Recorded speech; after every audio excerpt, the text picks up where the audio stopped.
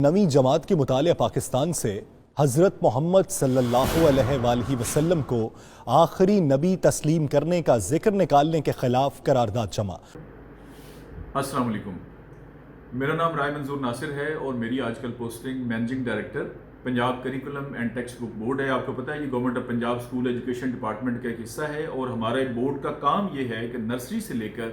Intermediate یعنی 12ویں جماعت تک کی جتنی کتب ہیں، کتابیں ہیں، ان کا سلیبس تیار کرنا اور ان کو چھاپنا اور فری تقسیم کرنا، یہ ہمارا مین فنکشن ہے۔ آج میں بہت دکھی دل کے ساتھ حاضر خدمت ہوں اور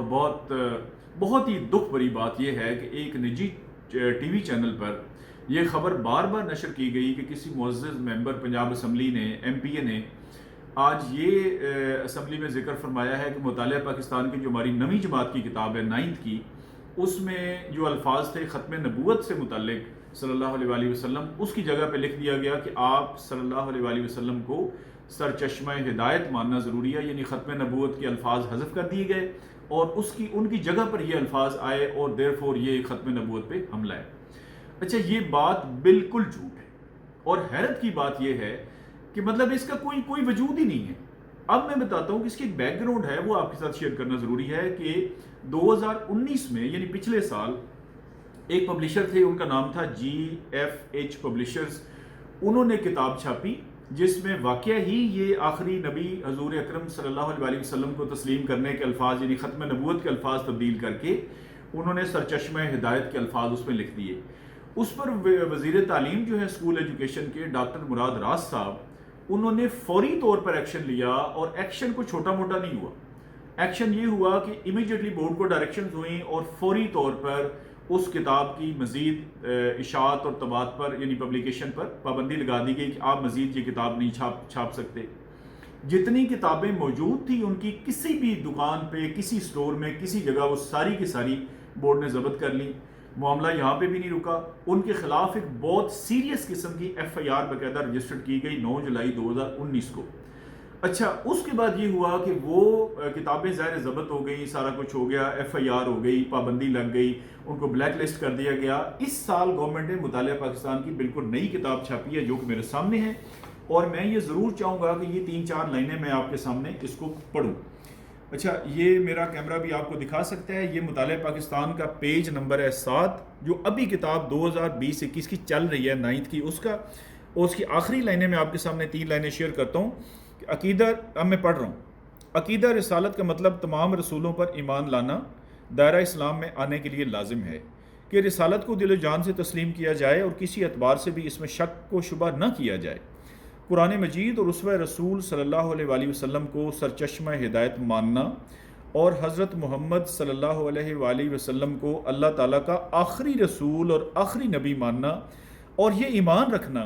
کہ آپ صلی اللہ علیہ وآلہ وسلم کے بعد کوئی نبی نہیں آئے گا، عقیدہ رسالت کا لازمی جزو ہے اور جو اس کا انکار کرے وہ مسلمان نہیں ہو سکتا۔ یہ میں آپ کے سامنے رکھ رہا ہوں، یہ مطالعہ کی کتاب ہے 9th کی،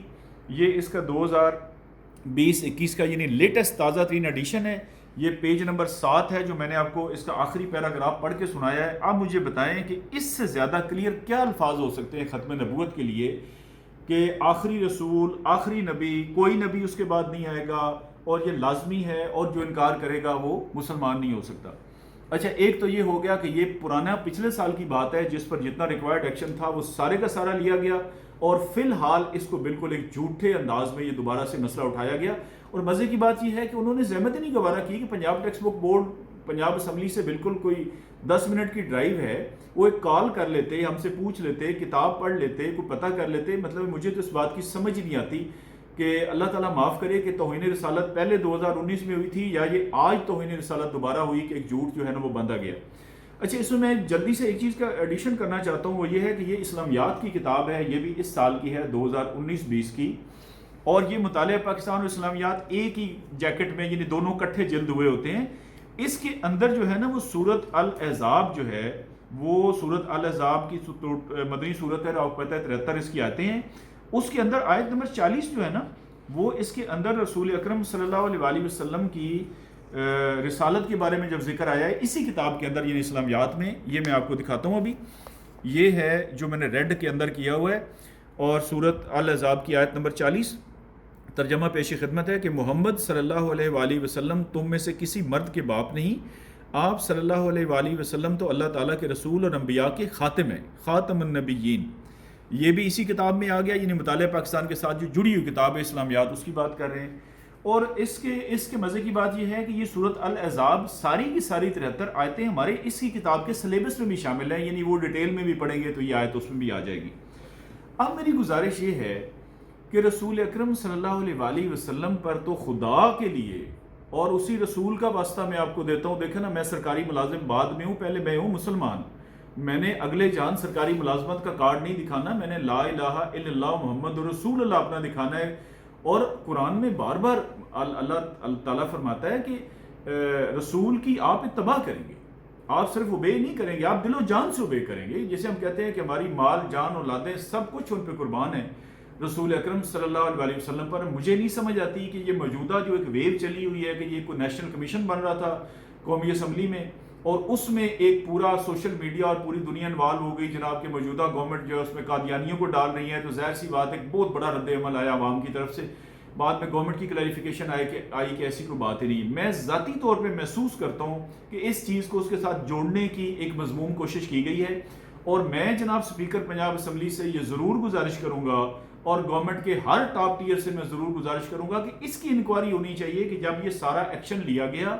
اور یہ بات ختم ہو گئی اور اس کو تبدیل کر دیا گیا اور نیا سلیبس بالکل میں نے آپ کو پڑھ کے دکھا کے، یہ کتاب موجود ہے جہاں سے مرضی آپ لے کے چیک کر سکتے ہیں، میں نے آپ کو اپنا نام سارا کچھ بتایا ہے، ایک لفظ ہمارا اوپر نیچے نہیں ہوگا۔ تو جن صاحب نے بھی یہ کیا ہے، مجھے یہ بھی نہیں پتا حلفاً کہ ان کا پی ٹی آئی سے تعلق ہے، نون سے ہے، جیم سے ہے، کاف سے ہے، جس پارٹی سے بھی تعلق ہے، میں کہتا ہوں جی کہ ان کو آمنے سامنے بٹھا کے یہ پوچھا جائے کہ آپ نے توہین رسالت کی یا اس پبلشر نے کی جس کے خلاف ایف آئی آر ہوئی۔